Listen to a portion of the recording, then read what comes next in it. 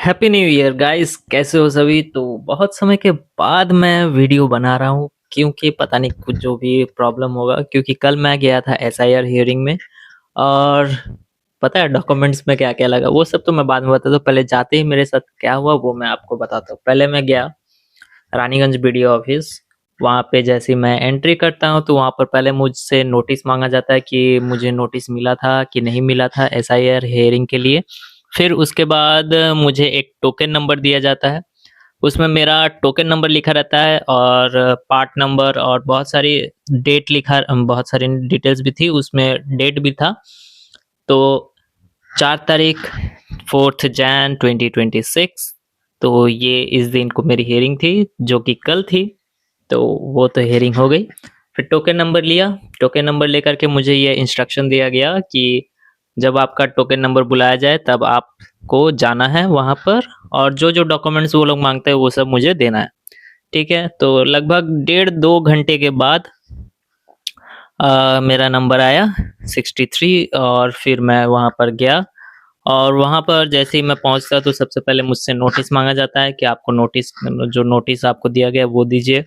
वो लेते हैं। फिर उसके बाद मैंने जो एसआईआर का फॉर्म जमा किया था वो सबमिट, जो मैंने किया था वो अपना जो रखे थे पोथी उसमें से खोल, उसमें से निकालते हैं। ठीक है, उसमें से निकालने के बाद फिर वहाँ पर, और ये क्या बोलते हैं उसको, मुझसे बर्थ सर्टिफिकेट या फिर पापा का कोई भी एक डिटेल्स जिसमें पापा का डिटेल्स मेंशन हो, वो सारी चीज़ें मांगा। तो इस हिसाब से मैंने क्या दिया, मैंने अपना माध्यमिक का सर्टिफिकेट दिया जिसमें मेरा नाम, डेट ऑफ बर्थ, पापा का नाम, ये सारा अच्छे से मेंशन था।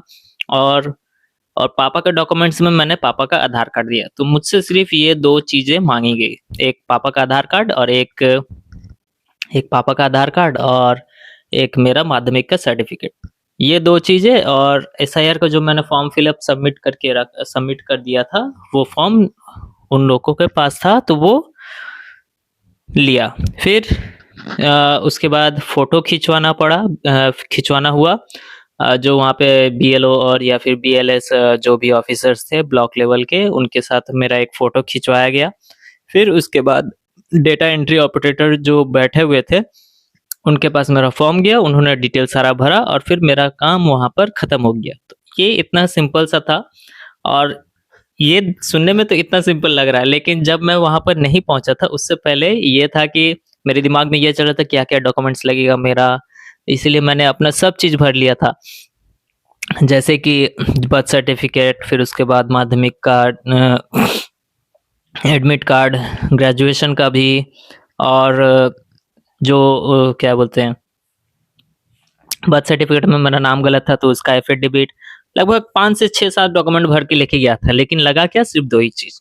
तो जब भी आप अगर कहीं पे जाओ ऐसे गवर्नमेंट काम के लिए, सरकारी काम के लिए, तो डॉक्यूमेंट्स में कोई कमी मत रखना। जो भी डॉक्यूमेंट्स आपके पास लगेगा कि हाँ ये लग सकता है, ये लग सकता है, सारा ले लो।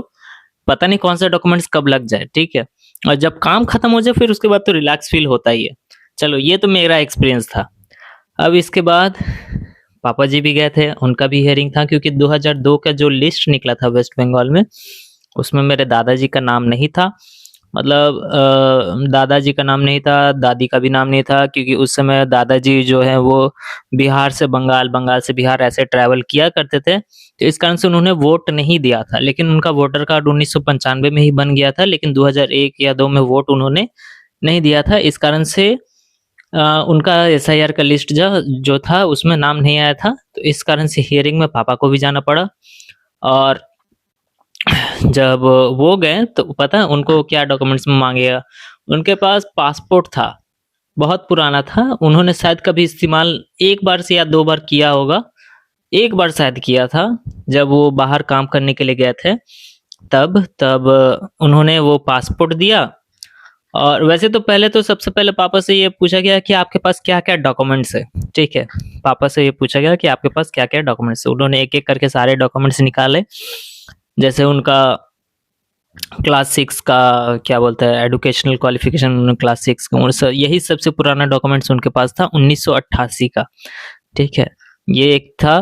फिर उसके बाद बहुत सारी चीज़ें थी, टैक्स के कागज़ थे, फिर उसके उनका जो एजुकेशन क्वालिफिकेशन, जैसे उन्होंने आईटीआई किया है तो उसका भी कागज था, तो वो निकाल के दिखाया।